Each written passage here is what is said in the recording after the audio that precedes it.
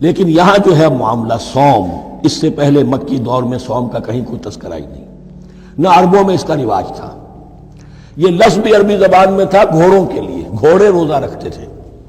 رکھتے کیا تھے بیچارے؟ انہیں رکھوایا جاتا تھا، کیونکہ عربوں کا جو معاملہ تھا وہ لوٹ مار، غارت گری، اور اس کے لیے انہیں چاہیے تیز رفتار سواری، جاؤ حملہ کرو، لوٹو مارو اور بھاگو۔ اونٹ جو ان کی فضا اور ان کے ماحول کے لیے مناسب تھا، وہ زیادہ تیز دوڑ نہیں سکتا، اپنی اس ضرورت کے لیے گھوڑا چاہیے تھا۔ گھوڑے میں عرب کا سخت موسم برداشت کرنے کی عادت نہیں، نازک جانور ہے، وہ پیاسا تو نہیں رہ سکتا 7 دن تک جیسے کہ اونٹ رہ سکتا ہے، بھوکا نہیں رہ سکتا، وہ لو کے تھپیڑے نہیں برداشت کر سکتا، لہذا عرب اس کو رکھواتے تھے روزہ۔ کھانا پینا بند کیا اور اس کے جو ہے منہ کر کے کھڑے ہو گئے جب گرم تیز ہوا چل رہی ہے، خود تو اپنے آپ کو لپیٹ لیا اپنے گھٹنے میں، گھترا کہلاتا ہے وہ جو بھی کپڑا اوپر ہوتا ہے، اور وہ اس گھوڑے کو جو ہے وہ ساری آگ اس پر برس رہی ہے تاکہ اس میں عادت پیدا ہو جائے جھیلنے کی، برداشت کرنے کی۔ تو جنگ کے موقع پر کہیں یہ دغا نہ دے جائے، اگر یہ ہمت ہار گیا تو اس کا تو کیا کیا جائے گا، تو اصل میں سوار ہے جو مارا گیا۔ یہ روزہ ان کے ہاتھ تھا، لیکن جب حضور آئے مدینے میں تو یہاں یہود میں روزے کا رواج تھا۔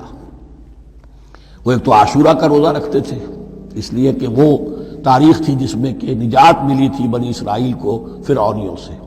پہلے یہ کہ ہر مہینے میں 3 روزے، اب اگر 30 کے 30 روزے ایک ہی مہینے میں فرض کر دیے گئے ہوتے اور وہ ہوتے جون جولائی کے تو جان نکل جاتی۔ بہترین تدبیر یہ کی گئی ہر مہینے میں، اور یہ موسم سارے آ رہے ہیں اس میں۔ پھر کچھ عرصے کے بعد یہ رمضان کا روزہ فرض کیا گیا۔ پہلا جو روزہ تھا 3 دن کا، اس میں یہ بھی تھی اجازت کہ جو اگر مسافر نہیں ہے، بیمار بھی نہیں ہے، طاقت رکھتا ہے روزہ رکھنے کی، پھر بھی روزہ نہ رکھے تو اس کا فدیہ یہ ہے کہ 1 مسکین کو کھانا کھلائے۔ علی الاطلاق تھا یہ۔ جب رمضان کے روزے کی فرضیت ہو گئی تو اب یہ فدیہ نہیں ہے، البتہ حضور نے اس کو باقی رکھا ایسے شخص کے لیے جو بہت بوڑھا ہے، یا کوئی خاتون بہت بوڑھی ہے برداشت نہیں کر سکتی، یا کوئی بیمار ہے، کسی سخت ایسی بیماری میں ہے کہ روزہ اس کے لیے جان کے لیے ہلاکت کا اندیشہ ہو سکتا ہے، اس کے لیے فدیہ برقرار رکھا۔ عام طور پر صحت مند شخص جو مسافر بھی نہ ہو اس کے لیے یہ رعایت ختم ہو گئی۔ یہ ہے ان آیات کی تعبیر جس پر میں پہنچا ہوں، اور بہت پہلے پہنچ گیا تھا، لیکن چونکہ اکثر مفسرین نے یہ بات نہیں لکھی ہے تو میں جھجکتا رہا، لیکن بعد میں مجھے معلوم ہوا کہ مولانا انور شاہ کاشمیری رحمۃ اللہ علیہ کی رائے یہی ہے، تو مجھے اعتماد ہو گیا۔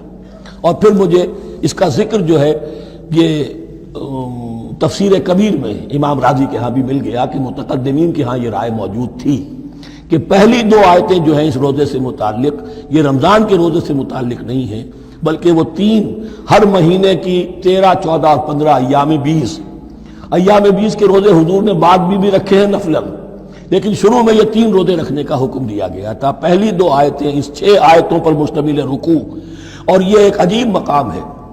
قرآن مجید کے احکام بہت دفعہ ہے، نماز کے احکام قرآن میں بہت دفعہ ہیں، کہیں وضو کا ہے، کہیں تیمم کا ہے، کہیں اور نماز خوف کا ہے، مختلف جگہوں پر، لیکن صوم کی عبادت پر یہ 6 آیات کامل ہیں، مکمل ہیں، اس کی حکمت، اس کی غرض و غایت، اس کے احکام سب کے سب اس میں آ گئے۔ اب پہلی 2 آیتیں کون سی ہیں؟ یا ایھا الذین آمنوا کتب علیکم الصیام کما کتب علی الذین من قبلکم لعلکم تتقون، اے ایمان والو تم پر بھی فرض کیا گیا روزہ رکھنا جیسے کہ فرض کیا گیا تھا تم سے پہلوں پر، تاکہ تمہارے اندر تقویٰ پیدا ہو جائے۔ وہ جنگ کے لیے کرواتے تھے گھوڑوں کو تیار، تمہیں تقویٰ کے لیے اپنے آپ کو تیار کرنا ہے، بھوک کو قابو میں رکھ سکو، شہوت کو قابو میں رکھ سکو، پیاس کو برداشت کر سکو۔ اللہ کی راہ میں جنگ کے لیے تمہیں نکلنا ہوگا، اس میں بھوک بھی آئے گی، پیاس بھی آئے گی، اپنے آپ کو تیار کرو جہاد کے لیے۔ اور یہ بات واضح ہو جائے گی، اگلے رکوع سے قتال کی بحث شروع ہو جائے گی۔ روزے کی یہ گفتگو ہو رہی ہے تمہیداً قتال کے لیے، جیسے گھوڑوں کو تیار کیا جاتا تھا، صوم رکھوایا جاتا تھا قتال کے لیے۔ ایام معدودات، گنتی کے چند دن ہیں، یہ گویا کہ ثبوت ہے اس کا کہ یہ 2-3 دن سے زیادہ، معدود جو ہے وہ عربی زبان میں 9 سے زیادہ نہیں ہو سکتا۔ معدودہ جب آئے گا، ایام معدودات، یہ جمع جو ہے جمع قلت کہلاتی ہے۔ معدودات، معدودہ بڑی سے بڑی رقم ہو سکتی ہے، لیکن معدودات جمع قلت ہے۔ گنتی کے چند روز ہیں. فمن کان منکم مریضا، ان میں بھی یہ رعایت ہے کہ جو تم میں سے بیمار ہو او علی سفر، یا سفر پر ہو، فعدۃ من ایام اخر، تو وہ تعداد پوری کر لے دوسرے دنوں میں. وعلی الذین یطیقونہ، اور جو اس کی طاقت رکھتے ہوں، فدیۃ طعام مسکین، وہ فدیہ دیں ایک مسکین کا کھانا کھلانا. ان آیات کی تفسیر میں جیسا کہ میں نے عرض کیا مفسرین کے بہت سے اقوال ہیں، اب میں اس کی بحث میں نہیں جا سکتا. جو میں نے اپنے مطالعے کے بعد رائے قائم کی ہے میں صرف وہی بیان کر رہا ہوں کہ اس وقت، اور یہ امام راضی کے الفاظ ہیں کہ یہ فرضیت علی التعیین نہیں تھی بلکہ علی التخییر تھی. فرض تو ہے روزہ، لیکن اس کا بدل بھی دیا جا رہا ہے، اگر تم نہیں رکھنا چاہتے تو تم ایک مسکین کو کھانا کھلا دو. تو گویا کہ تدریجاً انہیں لانا تھا کیونکہ اس بات کے وہ پہلے سے عادی نہیں تھے. فمن تطوع خیرا فهو خیر اللہ، اور جو اپنی جی سے اپنی مرضی سے خیر کرنا چاہے تو اس کے لیے خیر ہے، روزہ بھی رکھے اور مسکین کو کھانا بھی کھلائے، دونوں کام کرے تو اس میں کوئی رکاوٹ تو نہیں، اس کے لیے بہتر ہوگا. وَأَن تَصُومُوا، اور دیکھو اگر روزہ رکھو، خیر لکم ان کنتم تعلمون، یہ تمہارے لیے بہتر ہے اگر تم جانو. اب یہاں بھی ایک طرح کی رعایت کا انداز ہے. اب آ رہی ہیں دو آیتیں جو خاص رمضان کے روزے سے متعلق ہیں، حکمت اور غرض و غایت. پھر ایک آیت طویل آئے گی احکام، اور پھر ایک آیت آئے گی لٹمس ٹیسٹ. یہ 6 آیتیں. شہر رمضان الذی انزل فیہ القرآن، رمضان کا مہینہ وہ ہے جس میں قرآن نازل کیا گیا. ھدی للناس وبینات من الھدی والفرقان، لوگوں کے لیے ہدایت، اور ہدایت کی بھی روشن بینات باتیں، والفرقان، اور حق و باطل میں فرق کر دینے والی چیز. فمن شہد منکم الشہر، تو جو کوئی بھی پائے اس مہینے کو، یا جو شخص بھی مقیم ہو اس مہینے میں، مسافر نہ ہو، فلیصم، اس پر لازم ہے کہ روزہ رکھے. اب وہ وجوب علی التخییر ختم ہو گیا، اب وجوب علی التعیین، اب یہ لازم ہے، یہ رکھنا ہے. ایک رعایت باقی رکھی، ومن کان مریضا او علی سفر فعدۃ من ایام اخر، جو بیمار ہے یا یہ کہ سفر پر ہے وہ تعداد پوری کر لے دوسرے دنوں میں. یرید اللہ بکم الیسر ولا یرید بکم العسر، اللہ تمہارے ساتھ آسانی چاہتا ہے، سختی نہیں چاہتا. یہ لوگ اپنے اوپر سختیاں جھیلتے ہیں، شدید جو ہے سفر کے اندر بھی روزہ رکھے ہوئے ہیں، حالانکہ یہاں اجازت دی ہوئی ہے. یہ بلکہ حضور نے ایک مرتبہ ایک سفر میں کافی سرزنش کی. کچھ ایک جہاد اور قتال پہ نکلے تھے، لیکن کچھ لوگوں نے اس سفر میں بھی روزہ رکھ لیا. نتیجہ یہ ہوا کہ سفر کے بعد جہاں منزل میں اب جا کر خیمے لگانے تھے وہ نڈھال ہو کر گر گئے. جن لوگوں کا روزہ نہیں تھا انہوں نے پھر وہ خیمے لگائے، منزل کا کام کیا.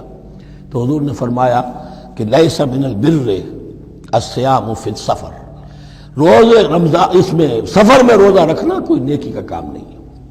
لیکن ہمارا تصور اور ہے، 105 بخار چڑھا ہوا ہے، روزہ نہیں کھولوں گا میں، روزہ تو میں نے رکھا ہوا، یا روزہ تو میں نہیں چھوڑوں گا.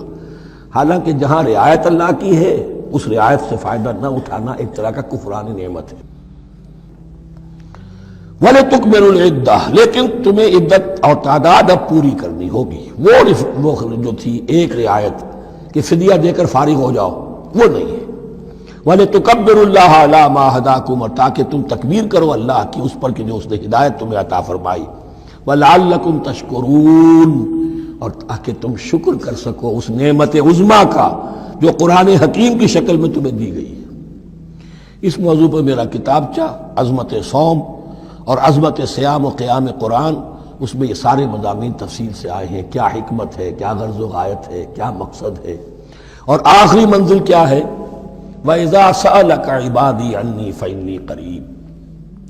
مطلوب تو یہ ہے کہ تمہارا جو یہ جسم حیوانی ہے یہ کچھ کمزور پڑے، روح ربانی جو تم میں پھونکی گئی ہے اسے تقویت حاصل ہو.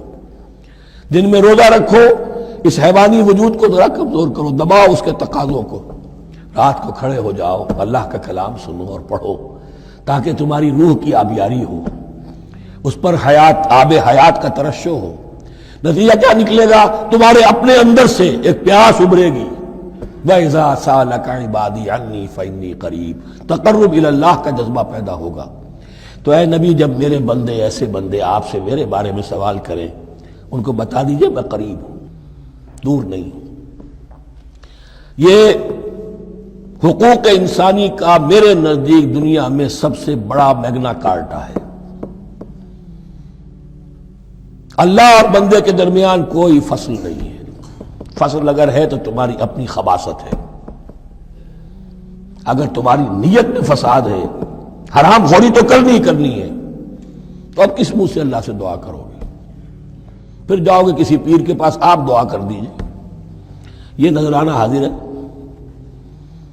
یہ طریقہ کیا ہے؟ انسان کا نفس حائل ہے اور کوئی نہیں، ورنہ ہم تو مائل بے کرم ہیں، کوئی سائل ہی نہیں، راہ دکھنا ہے کسی رہنمی منزل ہی نہیں، کوئی پوپ نہیں، کوئی پنڈت نہیں، کوئی پادری نہیں، کوئی پیر نہیں، کوئی نہیں، جب چاہو اللہ سے ہم کلام ہو جاؤ، اس سے بڑا حق کیوں خالق و مخلوق میں حائل رہے پردے؟ پیران کلیسا کو کلیسا سے اٹھا دو۔